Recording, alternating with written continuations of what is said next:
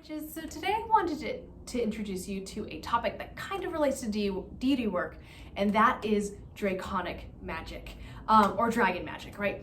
I've never personally felt like called to do this, but I do really like dragons. I was obsessed with dragons when I was a kid.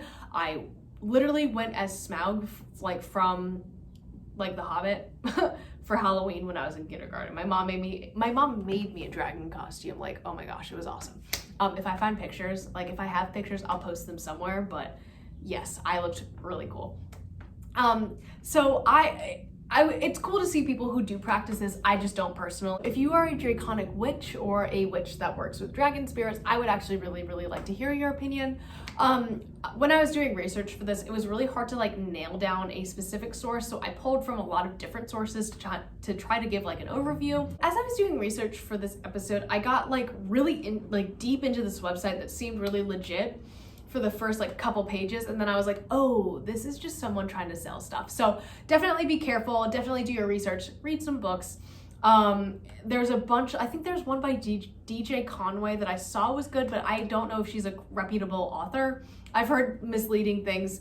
So again, please do your research and make sure these are from credible sources. I did my best. If you are a Draconic Witch and I'm getting anything wrong, please let me know so I can go back and correct it, please. Oh my gosh, I'm so sorry. But anyways, opposed to like other spirits or entities that are kind of ambivalent or kind of outright malevolent to humans, like those of the Unseelie Court from our Fae video, dragons are actually a little bit more benevolent.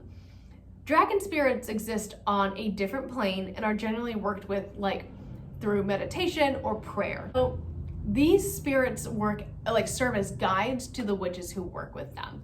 They're not deities and they're not generally worshipped, but most dragons are kind of seen as personifications of forces of nature. So you have fire, water, earth, air, but also like storms, ice, the sun, silver, gold, etc. Right? There are like a lot of different types. There are dragons that are associated with specific colors, so like red dragons, green dragons, gold dragons, etc. So there's a lot of different types that you could work with.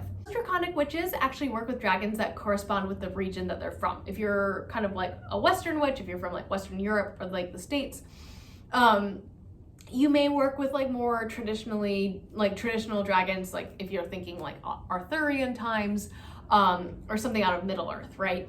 So like that typical dragon that you think of. Work within more Eastern traditions, so if you can think of like what a Japanese dragon would look like or a Chinese dragon, if that is like the pantheon that you work within, because there are Japanese gods and goddesses and such, you may choose to work with dragons that are integral to that Eastern culture. If you work with more of the Eastern traditions, if you can kind of think of like the stereotypical, I know this is not great, but like the stereotypical like Japanese or like Chinese dragon, if that's something that you are more called to, maybe it's your culture or something, or maybe you work within a Japanese pantheon because there are actually Japanese gods and goddesses, you may choose to work with dragons from that tradition. So there are definitely different types. Needless to say, dragons kind of demand respect above all else. When you call upon them, make sure you do your research and are respectful towards them, because they are very powerful beings and spirits, and they can be a great ally to witches. From what I've seen from Draconic witches is that they are very powerful guides and can help you a lot with like growth, or I generally see like self-improvement. Like that is a really big thing that I see amongst Draconic witches, which is amazing. Just make sure that you are being respectful when you are working with them and reaching out to them for the first time.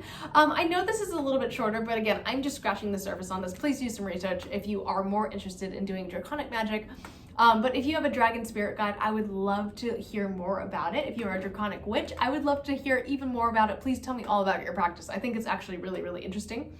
But other than that, I will see you guys tomorrow. Bye.